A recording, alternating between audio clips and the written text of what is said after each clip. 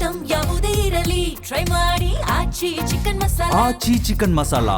GBA ನಿರ್ಲಕ್ಷ್ಯದ ವಿರುದ್ಧ ಜನರ ಆಕ್ರೋಶ ಅನ್ನೋದು ಹೆಚ್ಚಾಗಿದೆ. ವೈಟ್ಫೀಲ್ಡ್ನ ಗಾಂಧಿಪುರ ದರ್ಗಾ ರಸ್ತೆಯ ಬಳಿ ಅವ್ಯವಸ್ಥೆಯ ಆಗರವಾಗ್ಬಿಟ್ಟಿದೆ. ಸ್ಯಾನಿಟರಿ ಪೈಪ್ ತುಂಬಿ ಉಕ್ಕಿ ಹರಿದು ಕೊಳಚೆ ನೀರೆಲ್ಲ ಹೊರಗೆ ಬಂದ್ಬಿಟ್ಟಿದೆ. ಹಾಗಾದ್ರೂ ಜೀವನ ಮಾಡೋದಕ್ಕೆ ಸಾಧ್ಯ ಅನ್ನುವಂಥ ಪ್ರಶ್ನೆಯನ್ನು ಆ ಭಾಗದ ಜನ ಕೇಳ್ತಾ ಇದ್ದಾರೆ. ನೋಡಿ, ಜಿಬಿಎ ನಿರ್ಲಕ್ಷ್ಯದ ವಿರುದ್ಧ ಜನರ ಆಕ್ರೋಶ ಎಷ್ಟರ ಮಟ್ಟಿಗಿದೆ ಅಂತ ಹೇಳಿದ್ರೆ ನೀವು ಈ ದೃಶ್ಯ ನೋಡಿದ್ರೆ ಸಾಕು, ಖಂಡಿತವಾಗ್ಲೂ ಗೊತ್ತಾಗುತ್ತೆ. ವೈಟ್ಫೀಲ್ಡ್ನ ಗಾಂಧಿಪುರ ದರ್ಗಾ ರಸ್ತೆಯ ಬಳಿ ಆಗಿರುವಂತಹ ಅವ್ಯವಸ್ಥೆ ಇದು. ಸ್ಯಾನಿಟರಿ ಪೈಪ್ ತುಂಬಿ ಉಕ್ಕಿ ಹರಿದಿದೆ ಆ ಕೊಳಚೆ ನೀರು. ಸ್ಯಾನಿಟರಿ ಬ್ಲಾಕ್ ಆಗಿ ಮನೆಗಳಿಗೆ ಮಲಿನ ನೀರು ನುಗ್ಗಿದೆ. ದೂರ ನೀಡಿದ್ರು ಜಿಬಿಎ ಅಧಿಕಾರಿಗಳು ಸ್ಪಂದಿಸ್ತಾ ಇಲ್ಲ. ಜಿಬಿಎ ಸ್ಪಂದನೆ ಸಿಗದೆ ಗ್ರಾಮಸ್ಥರೇ ಅಥವಾ ಆ ಭಾಗದ ಜನರೇ ಸ್ವಚ್ಛತೆಯಲ್ಲಿ ತೊಡಗಿಕೊಂಡಿದ್ದಾರೆ. ಇದು ಜಿಬಿಎ. ನೋಡಿ, ಜಿಬಿಎ ಅಂತ ಫಾರ್ಮ್ ಆಗಿದೆ ಹೊರತು ಜಿಬಿಯಲ್ಲಿರುವಂಥ ಅಧಿಕಾರಿಗಳು ಎಷ್ಟರ ಮಟ್ಟಿಗೆ ಕೆಲಸ ಮಾಡ್ತಿದ್ದಾರೆ ಮಾಡ್ತಿಲ್ಲ ಅನ್ನೋದಕ್ಕೆ ಇದೊಂದು ನಿದರ್ಶನ ಅಷ್ಟೇ. ಹಾಗಾಗಿ ಜಿಬಿಎ ನಿರ್ಲಕ್ಷ್ಯದ ವಿರುದ್ಧ ವೈಟ್ಫೀಲ್ಡ್ನ ಗಾಂಧಿಪುರ ದರ್ಗಾ ರಸ್ತೆಯ ಜನ ತಮ್ಮ ಆಕ್ರೋಶವನ್ನು ಹೊರಹಾಕಿದ್ದಾರೆ. ಈ ಬಗ್ಗೆ ಹೆಚ್ಚಿನ ಮಾಹಿತಿಯನ್ನು ನಮ್ಮ ಪ್ರತಿನಿಧಿ ಮಂಜುನಾಥ್ ನೀಡ್ತಾರೆ. ಮಂಜುನಾಥ್, ಅಸಲಿಗೆ ಏನು ಸಮಸ್ಯೆ ಆಗಿದೆ? ಅಲ್ಲಿ ನೋಡ್ತಾ ಇದ್ದರೆ ಅಲ್ಲಿರುವಂಥ ಜನಸಾಮಾನ್ಯರೆಲ್ಲ ಕ್ಲೀನಿಂಗ್ ಪ್ರೋಸೆಸ್ಸಲ್ಲಿ ನಿಂತ್ಕೊಂಡಿದ್ರು. ಯಾಕೆ ಅಧಿಕಾರಿಗಳ ಸ್ಪಂದನೆಯನ್ನು ಕೊಡ್ತಾ ಇಲ್ವಾ? ದಿವ್ಯಾ, ಖಂಡಿತವಾಗೂ ಈ ಜಿಬಿಎ ಅಧಿಕಾರಿಗಳಾಗ್ಬೋದು, BWSSB ಅಧಿಕಾರಿಗಳು ಒಂದ್ ರೀತಿ ಮಂದ ಬುದ್ಧಿ ಅಂದ್ರೆ ತಪ್ಪಾಗಲ್ಲ. ಈ ಬೇಸಿಗೆ ಟೈಮಲ್ಲೂ ಕೂಡ ಒಂದು ಸ್ಯಾನಿಟರಿ ಪೈಪು ತುಂಬಿ ಮನೆಗಳಿಗೆ ನುಗ್ತಾ ಇದೆ ಅಂದ್ರೆ ಎಷ್ಟು ಮಾತ್ರ ನಿರ್ಲಕ್ಷ್ಯ ಅನ್ನುವಂಥದ್ದು ಜನಸಾಮಾನ್ಯರಲ್ಲಿರುವಂತಹ ಪ್ರಶ್ನೆ ಜೊತೆಗೆ ನಮ್ಮ ಮಾಧ್ಯಮದಿಂದಲೂ ಕೂಡ ಒಂದ್ ರೀತಿಯಾದಂತಹ ಪ್ರಶ್ನೆ ಹಾಕೋದ್ರಿಂದ ತಪ್ಪಿಲ್ಲ.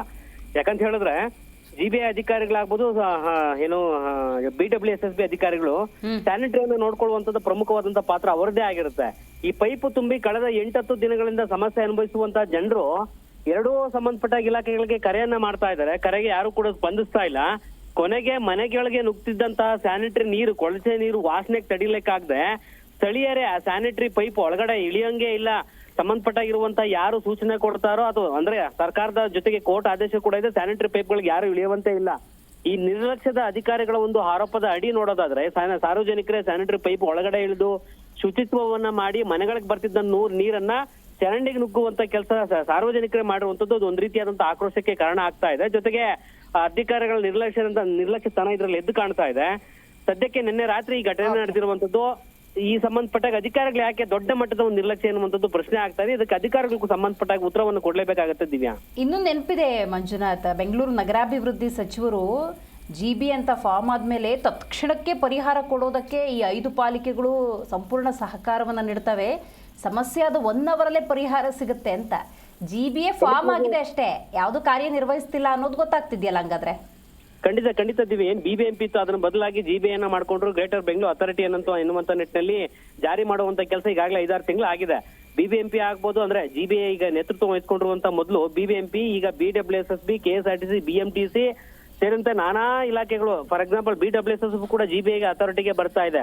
ಇವೆಲ್ಲವೂ ಕೂಡ ಒಂದೇ ಇಲಾಖೆಯಲ್ಲಿ ಸೇರ್ಪಟ್ಟು ಇದೆಲ್ಲದಕ್ಕೂ ಕೂಡ ನೇತೃತ್ವವನ್ನ ವಹಿಸುವಂತದ್ದೇ ಮಹೇಶ್ವರ ರಾವ್ ಅವರು, ಜಿಬಿಎ ಮುಖ್ಯ ಆಯುಕ್ತರು. ಇಷ್ಟನ್ನ ಸಮಸ್ಯೆಗಳನ್ನ ಬಗೆಹರಿಸುವಂತ ಕೆಲಸ ಮುಖ್ಯ ಆಯುಕ್ತರ ಕೈಲಿ ಆಗ್ತಿಲ್ಲ ಅಂತಂದ್ರೆ ಮಿನಿಮಮ್ ಯಾರು ಕರೆ ಮಾಡ್ತಾ ಇದ್ರೆ ಕರೆಗೆ ಸ್ಪಂದಿಸಿ ಅಲ್ಲಿ ಸ್ಥಳೀಯ ಅಧಿಕಾರಿಗಳಾದ ಸ್ಥಳಕ್ಕೆ ದೌಡಾಯಿಸಿ ಸಮಸ್ಯೆನ ಬಗೆಹರಿಸಬೇಕು. ಜನಸಾಮಾನ್ಯರು ತೆರಿಗೆಯನ್ನ ಕಟ್ತಾರೆ, ತೆರಿಗೆಯನ್ನ ಕಟ್ಕೊಳ್ಳುವಂತ ಕೆಲಸ ಅಧಿಕಾರಿಗಳು ಮಾಡ್ತಾರೆ. ಕಟ್ಟಿಲ್ಲ ಅಂತಂದ್ರೆ ಆಸ್ತಿಗಳನ್ನ ಹರಾಜು ಮಾಡುವಂತದ್ದು ಕೆಲಸ ಇತ್ತೀಚೆಗೆ ನಡೀತಾ ಇದೆ.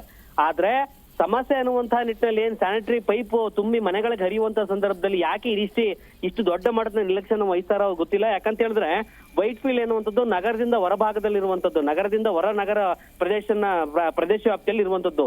ಈ ಕಾರಣದಿಂದಾಗಿ ಯಾರು ಕೇಳಲ್ಲ ಬಿಡಿ, ಕೇಂದ್ರ ಪಾಲಿಕೆಯ ವ್ಯಾಪ್ತಿಯಲ್ಲಿ ಇರುವಷ್ಟೇ ನೋಡ್ಕೊಂಡ್ರೆ ಸಾಕು ಎನ್ನುವಂತ ನಿಟ್ಟಿನಲ್ಲಿ ಇದೊಂದು ರೀತಿಯಾದಂತಹ ಮಂದ ಬುದ್ಧಿಯನ್ನ ತೋರಿಸುವಂತ ಕೆಲಸ ಆಗ್ತಾ ಇದೆ. ಅಂದ್ರೆ ಆ ಭಾಗದಲ್ಲಿರುವಂತಹ ಅಧಿಕಾರಿಗಳು ಏನ್ ಮಾಡ್ತಾ ಇದ್ದಾರೆ, ಇದು BBMP ವ್ಯಾಪ್ತಿಗೆ ಬರೋದಲ್ವಾ, ಜಿಬಿಎ ವ್ಯಾಪ್ತಿಗೆ ಬರೋದಲ್ವಾ ಎನ್ನುವುದು ಪ್ರಶ್ನೆ.